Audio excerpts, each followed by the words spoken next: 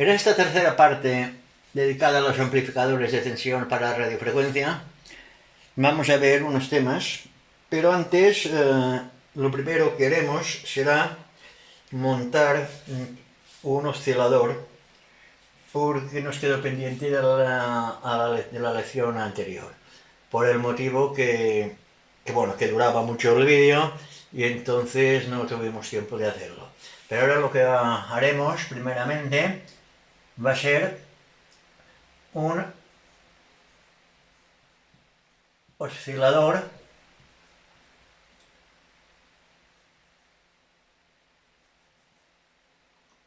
con un oscilador a válvulas, o a válvula mejor dicho.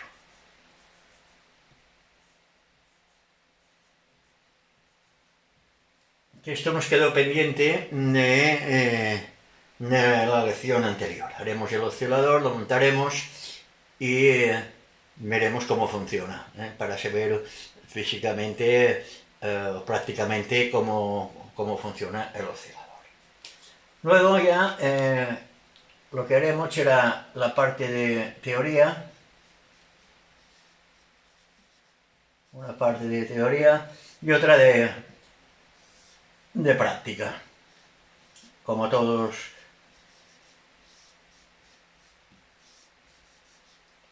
los vídeos que hacemos. La parte de la teoría veremos tres cosas. Veremos las propiedades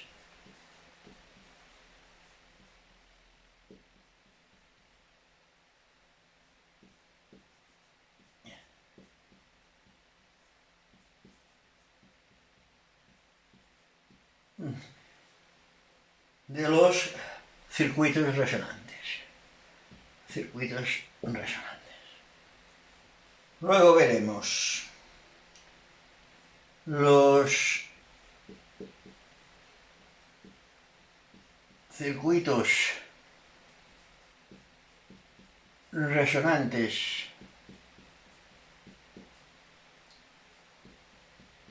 serie y los circuitos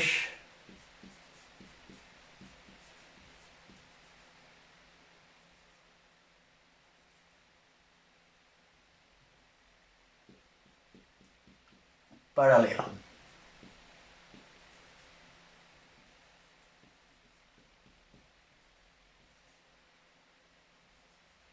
Una y una N.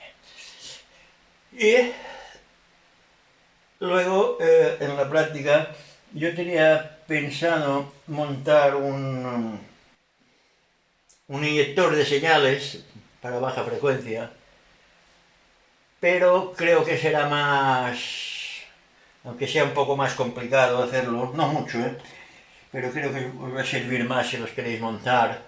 Vamos a hacer un trazador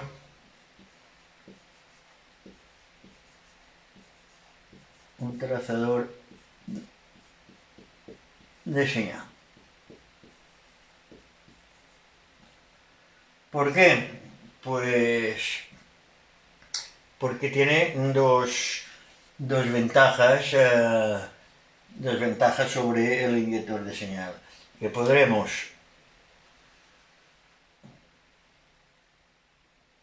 comprobar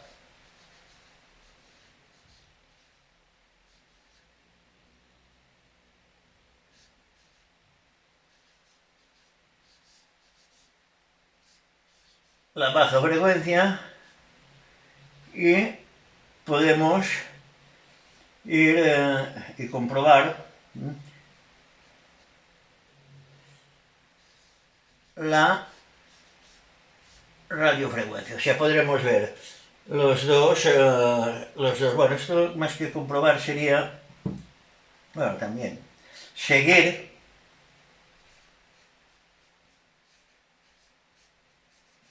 la señal de radiofrecuencia. Y así tendremos un aparatito que nos servirá ya para todo. Podemos comprobar la radiofrecuencia desde la antena hasta la tapa detectora. Luego podemos comprobar también la baja frecuencia. Pienso que será más de utilidad esto que no solo un comprobador de un inyector de baja frecuencia.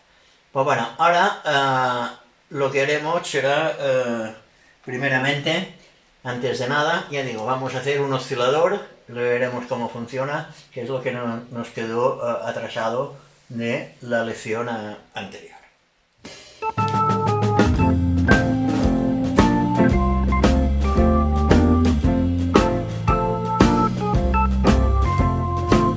Después de haber visto en la lección anterior cómo estaban constituidos los osciladores, vamos ahora, ya que no pudimos hacerlo en la lección anterior por falta de tiempo, pues vamos ahora a montar un oscilador con una válvula y comprobar su funcionamiento. Así que vamos a hacer el esquema con el AutoCAD, como siempre, y luego ya lo montaremos sobre una protoboard que nos haremos, una protoboard, no, un soporte de madera, una protoboard particular.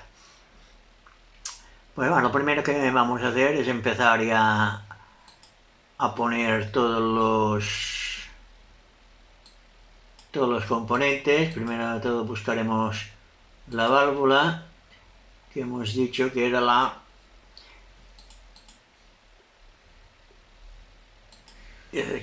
viene en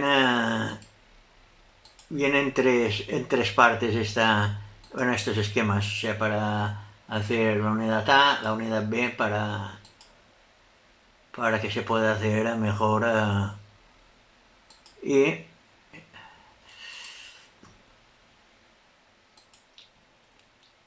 así iremos montando pues todo el esquema. Bueno, pues aquí ya tenemos el esquema terminado. Como veis, es un esquema muy sencillo, muy fácil de montar, lleva muy pocos componentes, lleva una, dos, tres resistencias, un potenciómetro, 4 condensadores, un diodo y una válvula. Esto es todo lo que lleva. Bueno, esto está basado en un doble triodo, como podéis ver. Y aquí lo he marcado en una línea discontinua, porque esto, aunque sean tres cuerpos, es la misma válvula.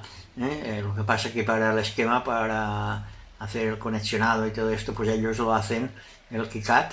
Antes he dicho que usábamos el AutoCAD, ¿no? Y es KiCad, Bueno, el KiCad nos lo pone así, pero cuando hacemos la PCB, pues es esto de uno, no son tres.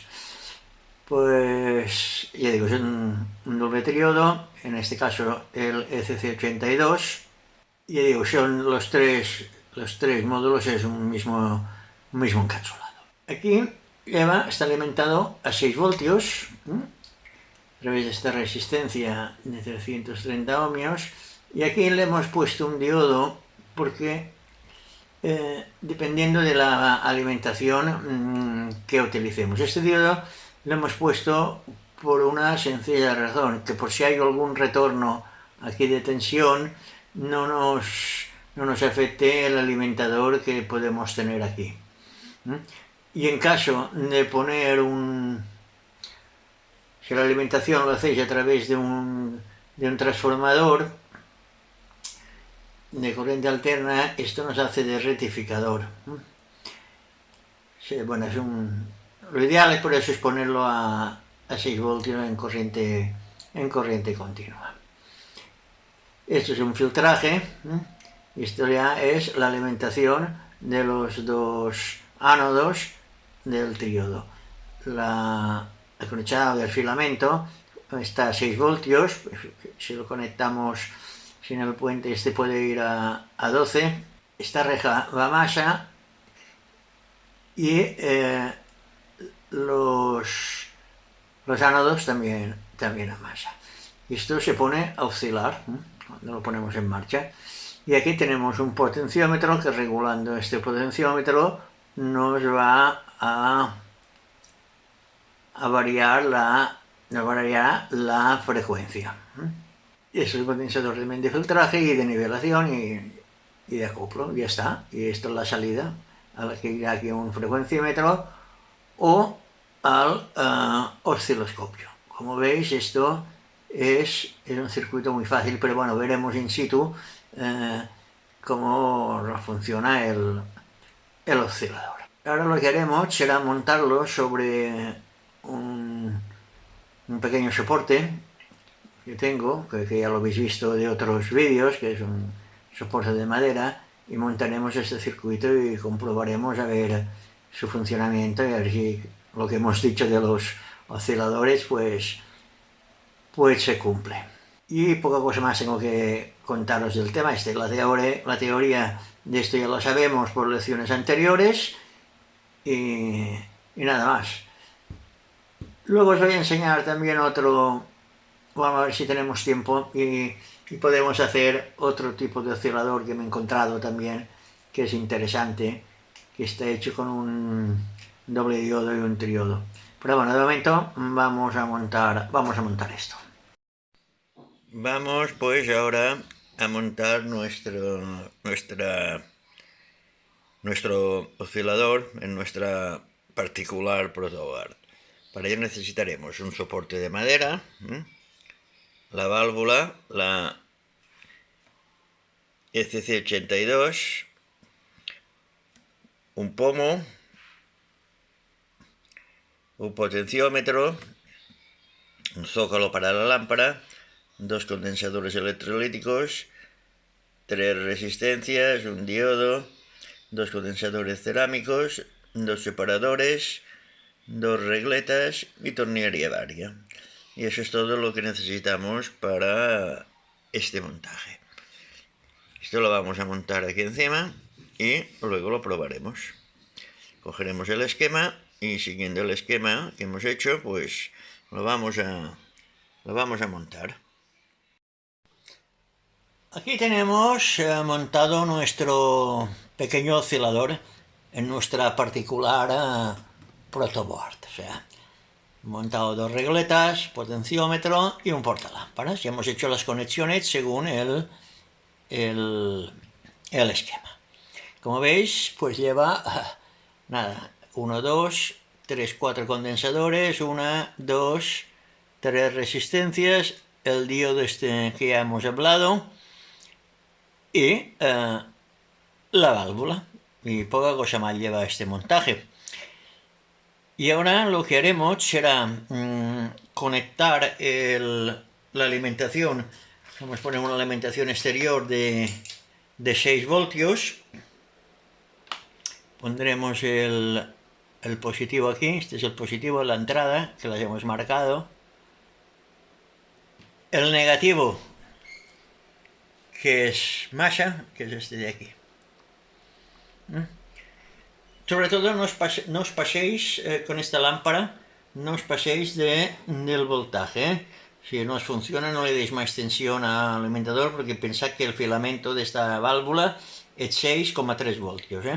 Yo tengo aquí en el alimentador 6 voltios, lo hemos alimentado en 6 voltios con corriente continua. Esperaremos un rato que estabilice y seguidamente lo que haremos será conectar el osciloscopio entre la masa y el pin de salida, que es este de aquí. Bueno, pues vamos a conectarlo aquí a masa para que no nos estorbe mucho. Y a la salida. Y esto ya tiene que oscilar. Como veréis, esto ya oscila. Y lo tenemos, ahora nos está oscilando exactamente a 405 hercios. Si variamos el potenciómetro, esto ya nos va variando, como podéis ver. La señal tiene sus imperfecciones, eso tendría que ser una señal cuadrada, pero bueno, así como está montado esto tampoco hay que pedir mucho. Dependiendo también de la lámpara, de la válvula, la señal será más definida o menos definida. Pero bueno, vamos a ver si podemos quitar zoom ahora para que veáis esto. A ver, aquí creo que lo tenemos. Vamos a variar el potenciómetro. Fijaos en la señal, sobre todo, ¿eh? ¿Veis cómo va variando? Va variando, va variando. Vamos variando. Vamos variando. ¿Mm? O sea que esto funciona perfectamente. Aquí ya nos salimos. Claro, esto depende también de las resistencias y condensadores que pongamos para determinar la frecuencia que queremos que nos oscile, valga redundancia, el oscilador. Pero bueno, como podéis ver, esto pues variando el potenciómetro nos va variando. Y esto es la prueba que un oscilador sencillísimo resuena. Y eso nos confirma lo que hemos visto anteriormente en la lección anterior de los osciladores. Como veis, de qué manera tan sencilla se puede hacer un oscilador con una válvula, con un doble triodo. Actualmente esto ya no se utiliza porque está todo a base de circuitos integrados, de transistores, en fin. Luego todo esto ya lo veremos más adelante. Pero bueno, veis que la teoría funciona de lo que es un oscilador. Y ahora vamos a ver si tenemos tiempo, aunque sea la teoría más corta, vamos a ver si hacemos un circuito. Por ejemplo, esto es un oscilador que nos oscila y ya está. Vamos a ver ahora una función práctica del oscilador. O sea, vamos a montar otro tipo de oscilador que va a ser uno que tengo yo por ahí de hace muchos años. También era de una revista, no sé si era Lector o si era de la revista de Eure. La verdad, no me acuerdo. Pero sé que lo tengo guardado porque yo antes lo guardaba todo. Y es un oscilador que antes hacíamos servir nosotros como entrenador de telegrafía de Morse, de Charlie Whiskey. Y por si alguien quiere hacer el montaje sobre un circuito impreso, aquí os dejo cómo ha quedado la placa. Luego ya os dejaré como en cada tutorial un archivo para descargaros toda la documentación técnica que tenemos y podríais hacer pues la placa. La placa os voy a dejar los fotolitos y la serigrafía en formato también PDF para que solamente tengáis que abrirlo y poder imprimirlo. Y aquí ahora podemos ver cómo puede quedar más o menos la placa terminada. Esto sería una imagen en 3D de la placa. Vamos a rotarla un poco. Sería la parte posterior y esta sería pues la parte de los componentes. O sea que si la queréis, ahí lo tendréis en la información técnica, como en cada tutorial. Pues nada, vamos ahora a ver el esquema de otro tipo de oscilador que a ver si lo montamos. Que es un oscilador que sirve como entrenador de telegrafía, como hemos dicho antes. Vamos ahora a hacer este circuito que no es más que un oscilador con una salida de audio. Esto es un circuito para practicar la telegrafía, el Charlie Whiskey. Esto no es más que ya he dicho que es un oscilador tipo Harley, y aquí tenemos la toma, la característica esta que es la toma central esta, que es la carga del oscilador este que hemos dicho tipo Harley. Este tiene una entrada, bueno, aquí pone 117 voltios, y aquí la salida son 125, como pone por aquí. La alimentación, la válvula es a 6,3 voltios, también lo pone. Y aquí nos dice que los terminales del secundario del transformador T2, al variarlos se cambia el tono. O sea que aquí ajustamos el tono. Pero bueno, estos son transformadores que yo por aquí no tengo. Pero bueno, haremos no le pondremos cambio de tonos y ya está. Y luego aquí el ajuste del volumen nos dice que al cambiar el volumen puede cambiar un poco el tono. El circuito es muy fácil, lleva la 6BJ8, que es un doble diodo triodo, que eso lo podéis hacer con cualquier doble diodo triodo, sin necesidad de tener que ser este precisamente. Ya digo, este transformador aquí nos salen los 6,3 voltios para la alimentación de los filamentos, y aquí pues 125, como nos indica aquí, como hemos dicho antes. Esta es la resistencia que marca con R2, es un potenciómetro de 0,1 megaohms. 0,1 megaohms son 100 K, si no voy equivocado. Sí, 100 K. Y una resistencia, este R1, de un K5. Que esta tiene que ser, que nos pone, de 1 vatio. El potenciómetro basta con medio vatio. Luego lleva, bueno, estos dos condensadores electrolíticos de 20 microfaradios, 150 voltios. Esta es la llave telegráfica, un pulsador o, en fin, una llave telegráfica. Y el condensador este C4, nos determina la frecuencia de salida.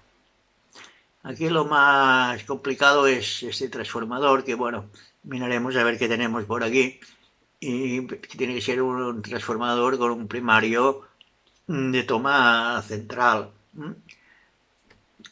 tipo los de, ¿cómo se llaman? Push-pull o algo así parecido. Y aquí poca más nos dice esto. Este esquema lo tenía yo por ahí, yo lo había imprimido y no sabía exactamente de qué era. Y ahora me he acordado que este circuito lo saqué, si no voy equivocado, del manual de válvulas RCA. O sea que si tenéis el manual de válvulas RCA, lo tendréis este circuito. O sea que... y hablando ahora de resistencias, os voy a dejar aquí un enlace de un programa. Aquí vamos a ver, aquí, mira, aquí lo tenéis. Este es un programita que va muy bien, del amigo Miguel Alcaraz, que me lo pasó por si me podía servir, y es un programa que es muy, muy interesante. Este programa lo que hace es calcular las resistencias en serie y en paralelo que necesitamos cuando necesitemos una resistencia un poco de un valor un poco extraño. Por ejemplo, yo aquí le he puesto el valor de 1278 ohmios, con una tolerancia del 1%, y aquí me dice que la resistencia en paralelo puede ser 21 y la resistencia en serie pueden ser 7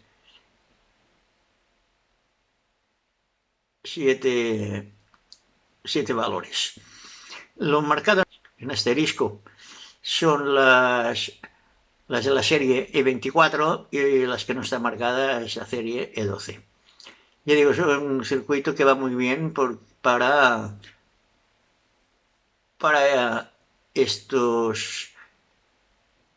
estos temas, para calcular este tipo de herencias.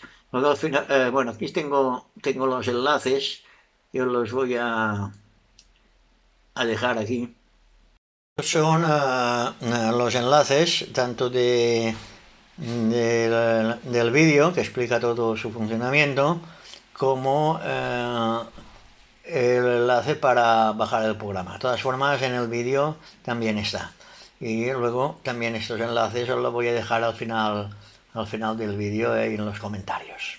Pues nada, ahora lo que haremos ya será pues hacer el montaje y a ver si nos funciona este acelerador para que veáis una función práctica de este circuito. Bueno, pues aquí tenemos el montaje hecho de este pequeño oscilador. Como veis, está toda la parte de la oscilación. La alimentación, luego os voy a explicar, iremos un momentito a la pizarra y os voy a explicar el porqué. Este ruido que oís de fondo es que está haciendo por aquí, por Menorca, está diluviando a todas, viento fuerte y tormenta. Bueno, esperemos que refresque el tiempo. Bueno, pues como os decía, ya tenemos el oscilador hecho y le hemos conectado una llave telegráfica, a ver si la podemos ver un poco mejor así, y vamos ahora a probarlo. Digo, la alimentación lo tenemos alimentado a través del alimentador este que hicimos en su día, no sé si os acordáis, este de aquí, el alimentador de aquí, que aquí tenemos pues el cable amarillo y verde que nos sacan los 6,3 voltios y el rojo y el negro tenemos 175 voltios en corriente continua. ¿Y el por qué? Pues ahora os lo voy a decir el por qué hemos hecho esto. Bueno, ahora lo que haremos será probar el manipulador, a ver qué tal funciona. Otra cosa que os quería comentar es el tema este del transformador, que es el más peliagudo del montaje, es encontrar un transformador que se adapte a las circunstancias, bueno, a las impedancias y al sistema este que se ha montado. Tiene que ser con una toma central, en fin, y buscando entre trastos que tenemos por aquí siempre entre cajones, pues lo hemos encontrado uno que más o menos funciona. Los tonos no los podemos cambiar porque a la salida del altavoz solo tiene 2 salidas y no podemos cambiar los tonos, pero bueno, nos va a servir. Pues ahora lo que haremos será a ver si nos funciona. Aquí le vamos a conectar a la salida, le vamos a conectar el manipulador. Y esto, se oye, es flojito, pero se oye. Vamos a darle un poco más de potencia, le pondremos aquí a ver qué tal suena. Le daremos un pelín más. Ahí, Como veis, esto funciona. No podemos cambiar el tono, pero suena bastante bien. ¿Qué iba a comentaros? Cambiando el condensador C4, como he dicho, pues cambia la respuesta del oscilador. Bueno, voy a saludaros, para los que sepáis telegrafía, y, y nada, voy a pasaros mi indicativo, lo haré despacito, y, y bueno, y ahora pasaremos luego a la pizarra para comentar unas cosillas.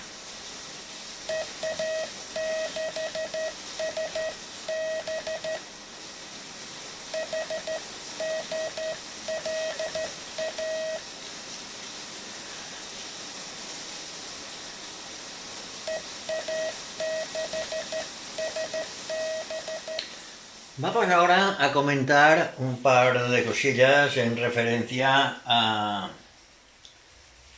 al montaje que hemos hecho del oscilador para practicar la telegrafía. Bueno, para practicar la telegrafía, o sea, un oscilador. Este es el esquema básico que hemos hecho, que estaba en el manual de las válvulas de RCA, del manual de válvulas de RCA, de hace bastante tiempo, y el funcionamiento pues ya lo hemos descrito antes, ¿no? ¿Qué hemos hecho nosotros? ¿Qué ha pasado? Pues ha pasado que no teníamos la válvula esta, la 6BJ8. Si os fijáis, la válvula esta tiene unas características peculiares. Al ser un doble diodo triodo, pero ojo, las válvulas que fueron posteriores a esta, los dobles diodos triodos llevaban un cátodo común. En este caso no nos sirve. ¿Por qué? Porque necesitamos ánodos y cátodos independientes de la sección del triodo. ¿Por qué motivo? Pues, a ver, supongo que os habréis fijado que lo que es la parte osciladora es esta parte de aquí, es un oscilador Hartley. Esto ya, bueno, no lo hemos hablado, pero ya lo hablaremos en breve. Ahora olvidaos si es Hartley o lo que sea, porque no lo hemos visto. ¿Pero qué hace esto? ¿Qué tenemos aquí? Esta parte de aquí. Esto es un filtro pi. Y esto es un doble diodo rectificador. ¿Aquí qué nos hace? Pues aquí los 125 voltios estos de aquí no los rectifica. Esto, como veis, se podría haber sustituido por un diodo solamente.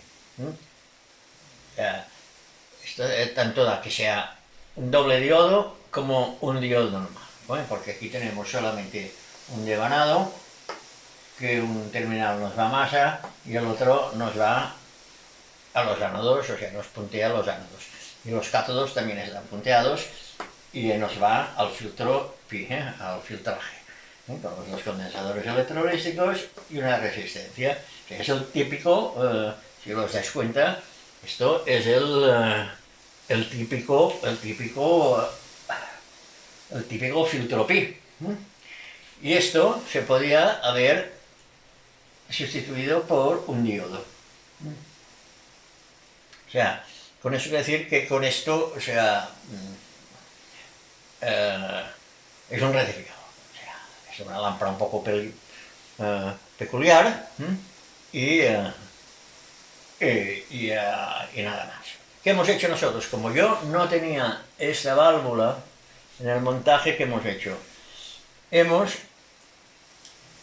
puesto una lámpara, que es la que tenía, que es el doble triodo, la ECC82. La mitad del triodo, esto lo hemos conectado todo a masa para evitar influencias de las rejas y esto. Y aquí, bueno, esto viene aquí porque el filamento es para 12 y 6,3 voltios. Y esto nos ha ido a los filamentos, a los 6,3 voltios. Entonces, ¿qué ha pasado? Que hemos usado solamente la sección esta del triodo, esta sección de aquí, que es idéntica a esta de aquí. O sea, que esto es lo que realmente es el oscilador. ¿Y qué hemos hecho? Pues lo hemos alimentado aquí con 175 voltios en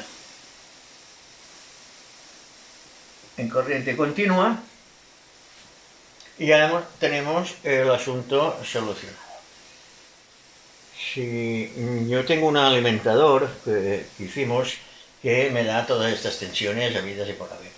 Si no, pues si no tenéis esta válvula, podéis hacer esto o cogiendo la tensión de 125 voltios de la red, los que tengáis 125 voltios en vuestro país, y ponerle aquí un diodo. Y ya tenéis el asunto solucionado. Otra solución, pues sería montar toda esta parte rectificadora con una lámpara aparte, un transformador aparte, bueno, esto complicaría mucho el rizo para un montaje tan sencillo como este, que al fin y al cabo no es más que un montaje experimental para que veáis cómo funcionan los osciladores. Esto es la llave telegráfica, que cuando cerramos aquí, pues ponemos a masa el cátodo y con este potenciómetro regulamos, polarizamos más o menos la reja control de la sección del triodo. Y lo más peliagudo es buscar en ese montaje concreto, es buscar un transformador de ese tipo. Yo he tenido que probar 7 u 8 transformadores hasta que he encontrado uno que más o menos me ha funcionado. Y esto es lo que os quería comentar en referencia a este montaje, porque veréis que solo hemos utilizado estos dos condensadores, el potenciómetro, la llave telegráfica y el transformador. Pero esta parte no la hemos utilizado.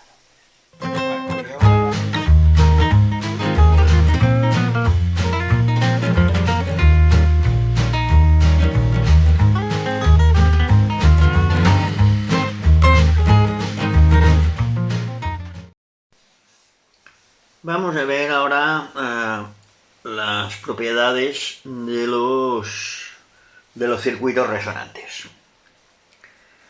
En la lección anterior hemos considerado ya los circuitos resonantes, pero puesto que estos circuitos se emplean en todos los aparatos para radiofrecuencia, conviene conocer un poco más a fondo su comportamiento y sus propiedades antes de pasar a ver los amplificadores de radiofrecuencia.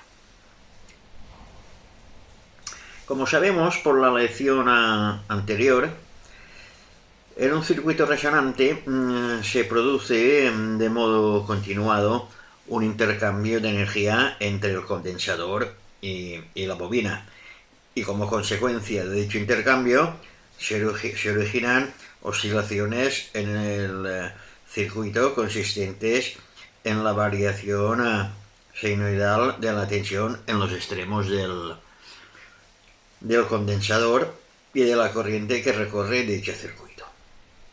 Si no se produjesen pérdidas de energía en el circuito, las oscilaciones continuarían durante un tiempo ilimitado y mantendrían constantemente la misma amplitud, como podemos ver en este diagrama. Esto sería el curso de la tensión en los extremos del condensador, o sea que serían uniformes. Por tal motivo, estas oscilaciones se llaman oscilaciones permanentes. Pero en realidad, como sabemos, hay pérdidas de energía en el circuito resonante provocadas tanto por el condensador como por la bobina. Efectivamente, el aislamiento entre las armaduras y el condensador no es nunca completo y por consiguiente una parte, aunque sea muy pequeña, de las cargas eléctricas pueden pasar de una armadura a la otra, constituyendo así una débil corriente que atraviesa el dieléctrico. Y el eje se disipa en en el energía. Por otra parte, el hilo arrollado con el que se está hecha la bobina presenta resistencia y, por pequeña que sea, origina una disipación también de energía.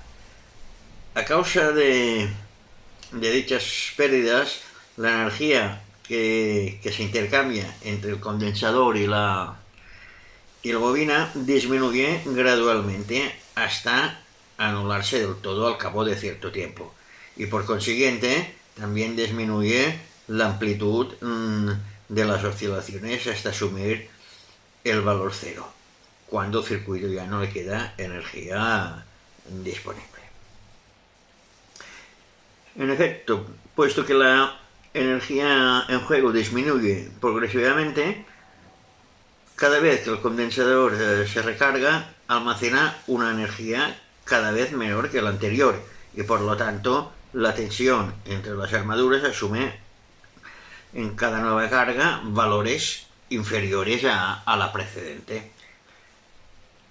Así pues, como podemos ver aquí, la tensión en los extremos del condensador toma el curso senoidal de esta senoide, en que podemos ver perfectamente cómo dicha tensión va tomando valores máximos que van a menos en cada nuevo ciclo.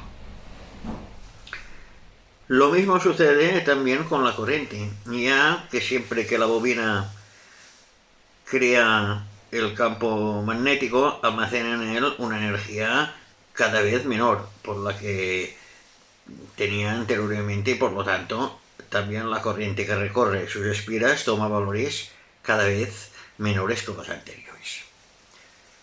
Así pues, la corriente tendrá un curso como esto. Por tal motivo, las oscilaciones que se producen realmente en un circuito resonante se llaman amortiguadas, puesto que su amplitud disminuye gradualmente hasta la desaparición total de dichas oscilaciones. Usualmente se emplean en los circuitos resonantes condensadores de aire, cuyas pérdidas son tan reducidas que se pueden casi despreciar. Y puede considerarse pues, que las pérdidas en un circuito resonante se deben tan solo a la resistencia del conductor que constituye la bobina. Podemos considerar pues que un circuito resonante está formado por un condensador sin pérdidas y una bobina con resistencia. Y como sabemos, o deberíamos saber por lecciones anteriores, dicha bobina se puede representar mediante una bobina sin resistencia que llevaría en serie un elemento resistivo cuyo valor óhmico fuese igual a la de dicha bobina. Por consiguiente, para tener en cuenta las pérdidas de energía que se producen en un circuito resonante, el esquema de este circuito se puede representar dibujando no solo el condensador y una bobina conectada en serie entre sí, como se ve aquí. De este modo, resulta evidente que la corriente, debido a las sucesivas cargas y descargas del condensador al atravesar la resistencia RS, disipa en ella energía eléctrica. Y las pérdidas que se producen en el circuito resonante son pues tanto mayores cuanto mayor es el valor de la resistencia RS. Observemos ahora que se disiparía la misma energía si en el circuito resonante se colocara en lugar de la resistencia en serie RS una resistencia RP de un valor adecuado conectado en paralelo con el condensador y con la bobina, como vemos aquí en esta figura. Y efectivamente, en este caso, la corriente de carga y descarga del condensador no atraviesa íntegramente la bobina, puesto que una parte de ella recorre la resistencia RP, determinando así en este elemento disipación de energía. Puesto que la corriente que recorre la resistencia RP es tanto mayor cuanto menor es el valor de dicha resistencia, pues en este caso las pérdidas del circuito resultan tanto mayores cuanto menor es el valor de la resistencia RP. Las pérdidas de energía que se producen en un circuito resonante a causa de la resistencia de la bobina pueden representarse pues mediante una resistencia RS en serie que tiene el mismo valor que la resistencia que presenta dicha bobina, o bien mediante una resistencia RP en paralelo que tenga un valor óhmico tal que origine la misma disipación que la resistencia RS. Bueno, dicho esto, más adelante veremos qué relación ha de existir entre el valor de la resistencia RP y la RS a fin de que ambas resistencias produzcan la misma disipación. Es evidente que para mantener oscilaciones con amplitud constante en un circuito resonante hay que suministrar a dicho circuito la energía necesaria para compensar la que se va disipando. Vamos a imaginar por el momento que suministramos dicha energía mediante un generador que se puede conectar al circuito resonante de una de las dos maneras que vemos aquí. En este circuito de aquí, el generador se haya conectado en serie con el circuito y las pérdidas que se producen en dicho circuito se han representado también con la resistencia RS, que está en serie de modo que todos los elementos del circuito queden conectados en serie entre sí, con lo que resultan recorridos por la misma corriente. En este caso, se dice que el circuito resonante es del tipo serie. En cambio, aquí en la figura esta, la B,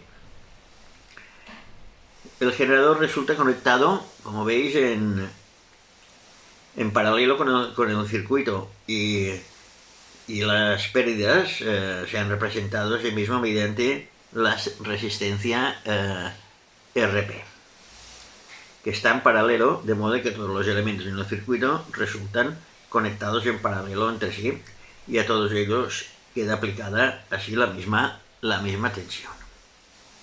En este caso, como es lógico, se dice que el circuito resonante es del tipo en paralelo.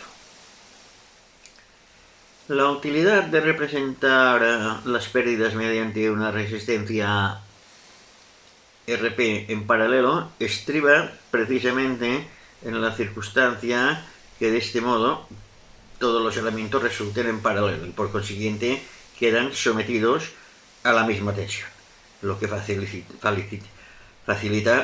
el estudio del circuito resonante. Hay que saber diferenciar ambos tipos de circuitos, ya que los circuitos resonantes utilizados en la práctica en los aparatos de radio pueden ser considerados según los casos del tipo en serie o del tipo paralelo. Las oscilaciones que se producen en un circuito resonante, cuando éste no se ha acoplado generador alguno, posee una frecuencia que depende de la capacidad del condensador y de la ductancia de la bobina, como ya vimos en la pasada lección. Hemos de advertir que en la circunstancia de existir la resistencia de la bobina no influye en la frecuencia de las oscilaciones, determinando únicamente el amortiguamiento de dichas oscilaciones y reduciendo gradualmente su amplitud. Las oscilaciones obtenidas en tales condiciones se llaman libres y su frecuencia recibe el nombre de frecuencia propia del circuito resonante, puesto que depende exclusivamente de la capacidad e inductancia de dicho circuito. En cambio, se llaman forzadas las oscilaciones obtenidas cuando se acopla un generador al circuito. Efectivamente, en este caso se producen en el circuito oscilaciones cuya frecuencia es igual a la del generador y por lo tanto no dependen en este caso de la capacidad del condensador e inductancia de la bobina, puesto que el generador puede poseer una frecuencia distinta de la propia del circuito. Mediante un generador pueden conseguirse pues oscilaciones de frecuencias muy distintas de la propia del circuito resonante. Pero si la frecuencia del generador es igual a la propia del circuito resonante, las oscilaciones alcanzan una amplitud mucho mayor en relación con las oscilaciones que se producen para otras frecuencias. Esta propiedad de los circuitos resonantes de aumentar la amplitud de las oscilaciones cuando la frecuencia del generador es igual a su frecuencia propia constituye el fenómeno de la resonancia. El término resonantes con que designan dichos circuitos se debe precisamente a que en ellos se verifica el fenómeno de resonancia. Fenómeno muy importante, sobre todo en el tema de radio. Como quiera que la resonancia se produce en la frecuencia propia del circuito resonante, dicha frecuencia recibe usualmente el nombre de frecuencia de resonancia. Evidentemente, la frecuencia de resonancia de un circuito resonante, valga la redundancia, depende, al igual que la frecuencia propia de dicho circuito, de la capacidad del condensador y de la inductancia de la bobina, y por tanto se calcula del mismo modo como vimos en la lección anterior.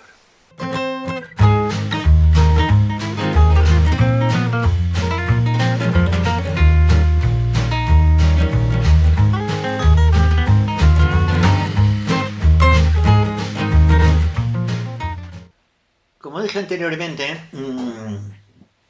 teníamos que hablar de los osciladores en serie en paralelo, pero debido a que son dos temas muy importantes, antes de entrar ya en los amplificadores de tensión para radiofrecuencia, o sea que vamos a entrar después de esos dos temas, ya digo, son muy importantes para comprender el funcionamiento de los amplificadores de tensión para radiofrecuencia.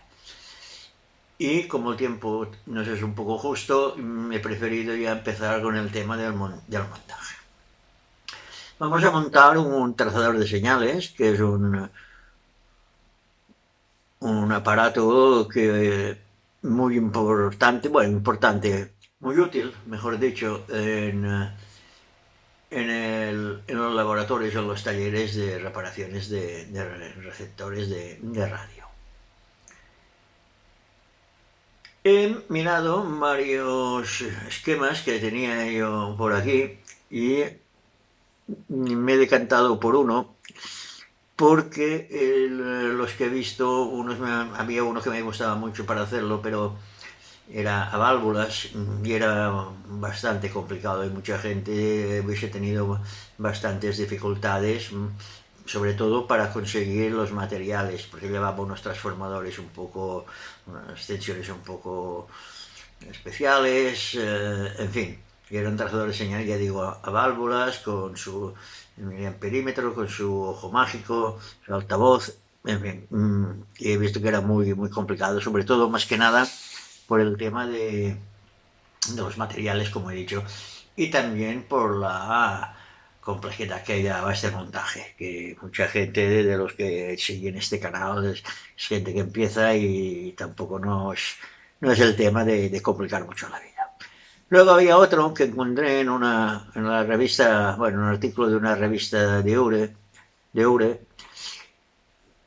que me gustó también bastante, pero el montaje también era algo complicadillo. Este no era válvulas, era con electrónica moderna, pero implicaba ya unas características, llevaba unas características mucho más avanzadas y y el montaje era un poco complejo.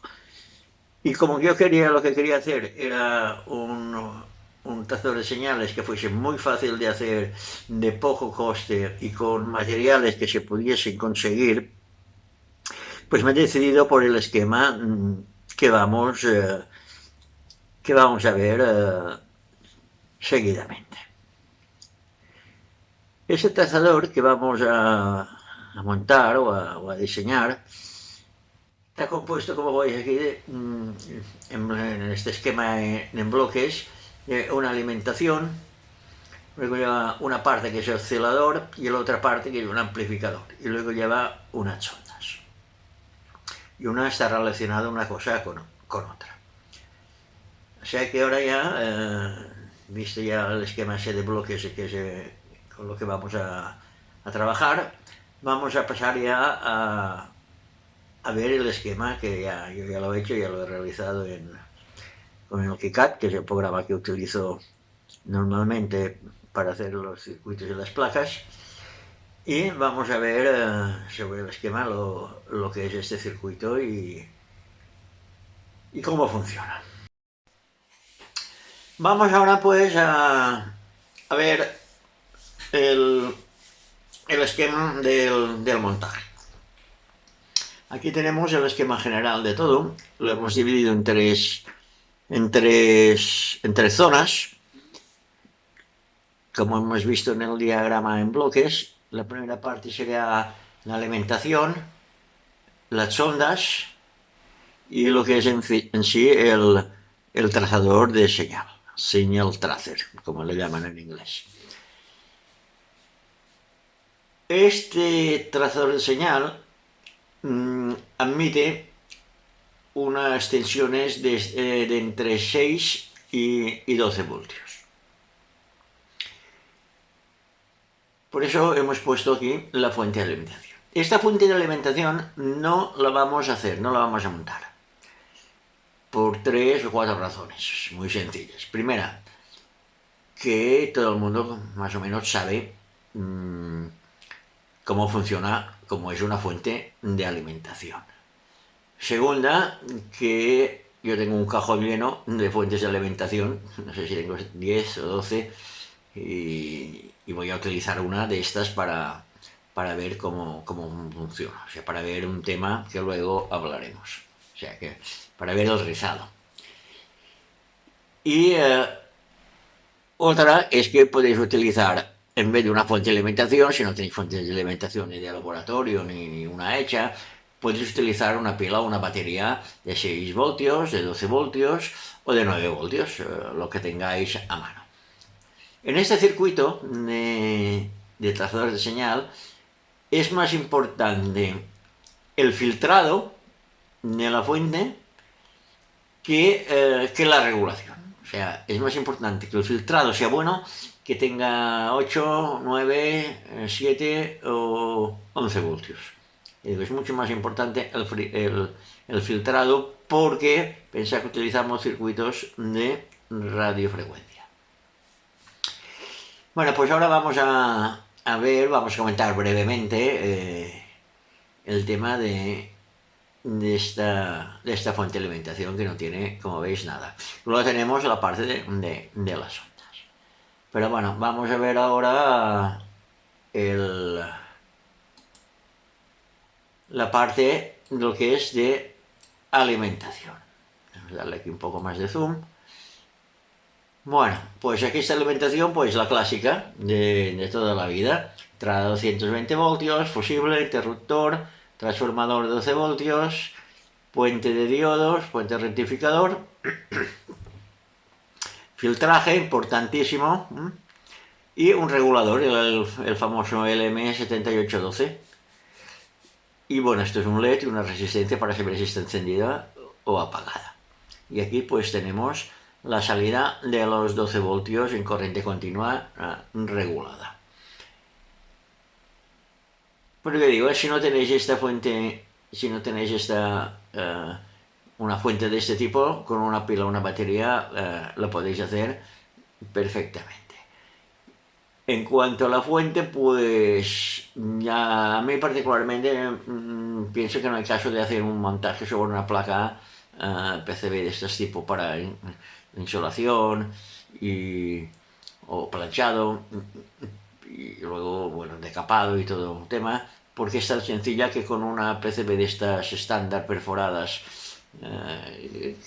que no valen nada, lo podéis montar. Pero bueno, esto a gusto de cada uno.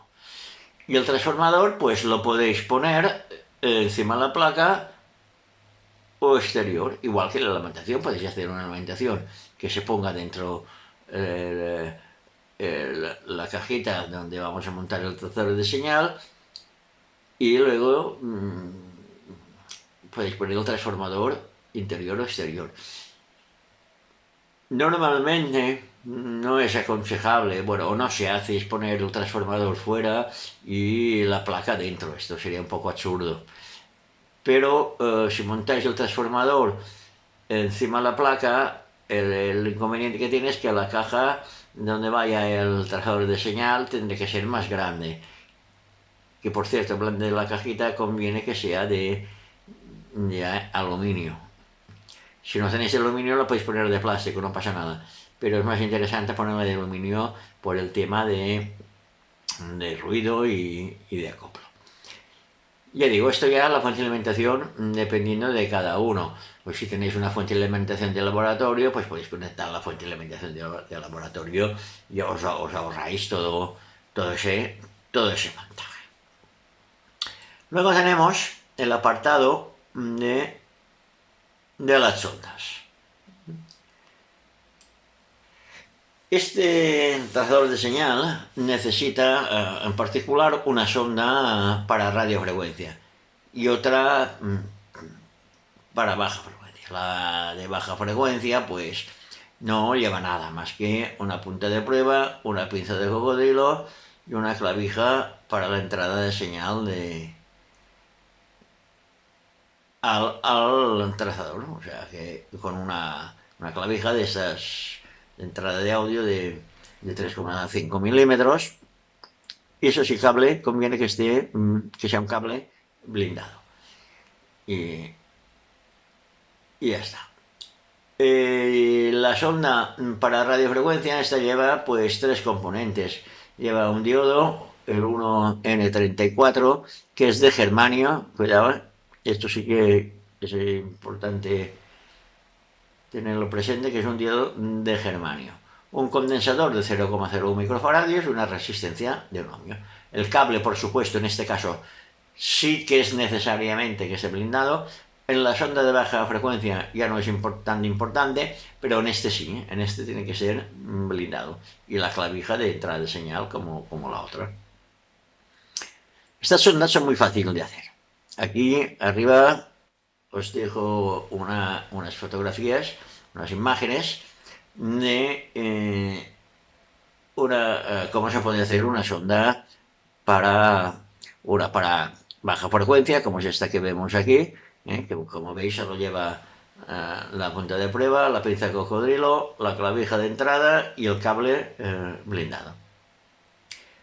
Y esta es la sonda para radiofrecuencia, que lleva pues la pinza de cocodrilo y la punta de prueba, pero todos los componentes van dentro un soporte, un cilindro,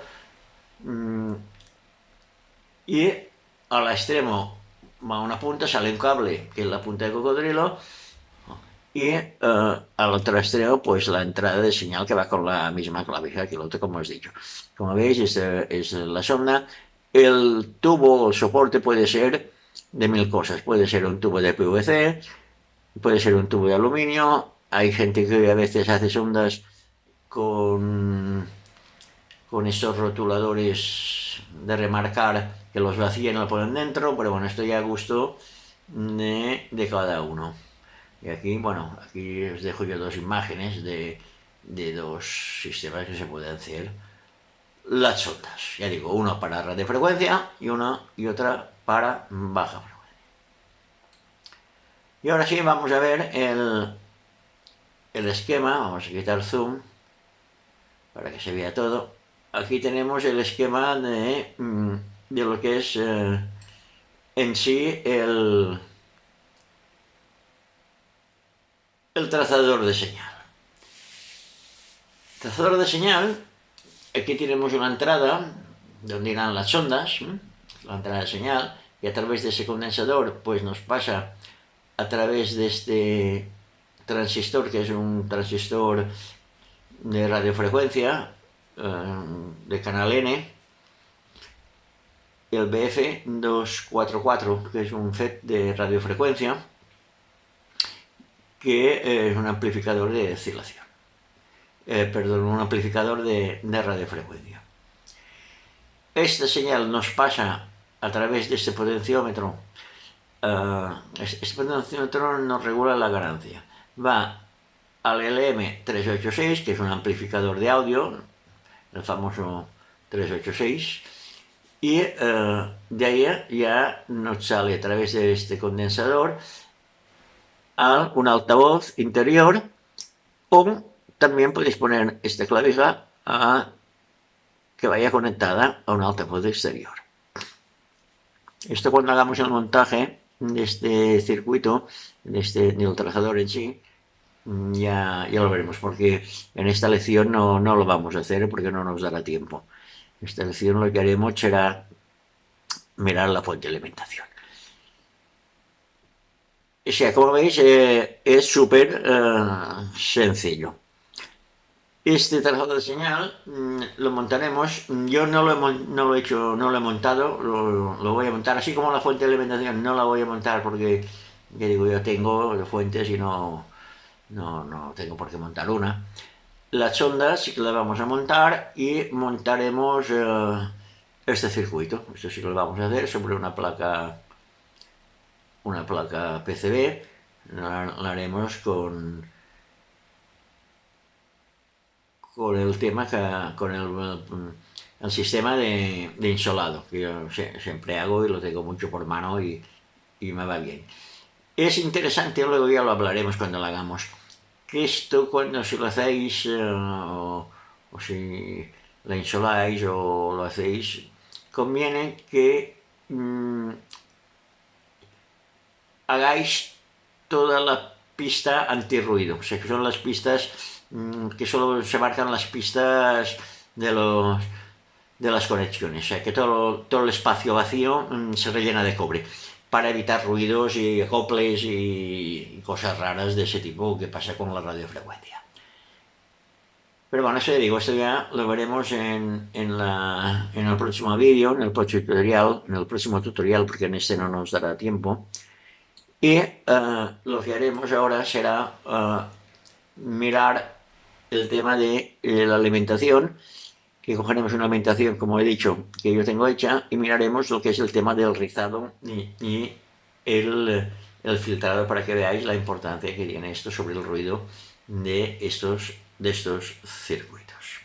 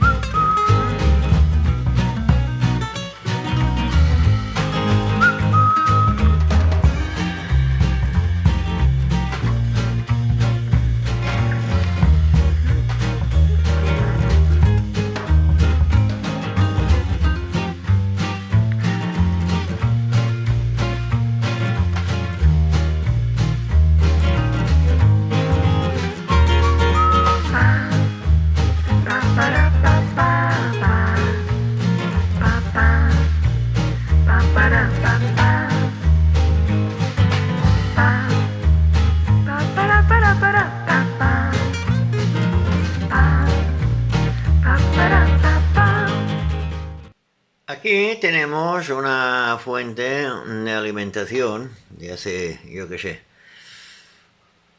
una que tenía por ahí. Y bueno, le hemos conectado transformadores. Esto es una fuente de alimentación regulable. Y le hemos puesto un transformador exterior de 12 voltios. Aquí, como veis, el tester pues nos marca 15,71 voltios. Pero bueno, para lo que queremos ver, la tensión es lo que menos nos importa ahora. Aquí hemos conectado, bueno, el tester a la salida y este es regulable, por eso lleva ese potenciómetro. Pero bueno, lo que hemos hecho, a ver si lo podemos ver todo, ha sido poner una sonda del osciloscopio a la salida del rectificador y otra sonda a la salida de la fuente después del filtraje. Y eso vamos a verlo ahora con el osciloscopio, porque es más que nada para que veáis el ruido que estas fuentes a veces pueden producir. Esta fuente tenía, no sé por qué, algo falla aquí, tenía que estar más filtrada. Esta fuente tiene un poco de ruido, como veréis ahora en el osciloscopio. Vamos a subir esto, a ver si lo podemos enfocar bien. Bueno, aquí creo que se ve perfectamente. Aquí tenemos la señal está azul. El trazo azul es la señal después a la salida del rectificador. Como veis, tiene bastante rizado, y así estamos a una resolución un poco muy alta. Luego, la amarilla es la onda que tenía que ser totalmente recta, que como veis tiene una pequeña ondulación. Y esta es la color violeta. Esta es el ruido que tenemos. O sea, esto es el ruido entre esta y esta. O sea, que tenemos un pelín de ruido. Esta es prácticamente recta y esta ya tiene aquí un rizo. Bueno, ¿con eso qué os quería decir? Pues con esto os quería decir nada más y nada menos que estas fuentes de alimentación para estos circuitos que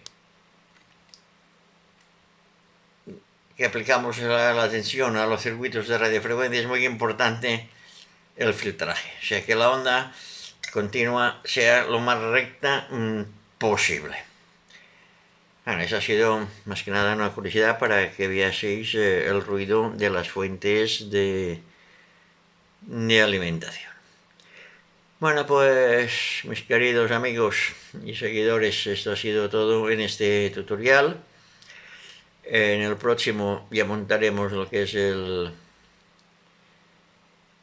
el trazador de señales, y ya nos adentraremos ya en lo que es los osciladores en serie y en paralelo, ya lo que es, y también los amplificadores de tensión ya de radiofrecuencia. Vale, pues hasta el próximo vídeo. Hasta luego.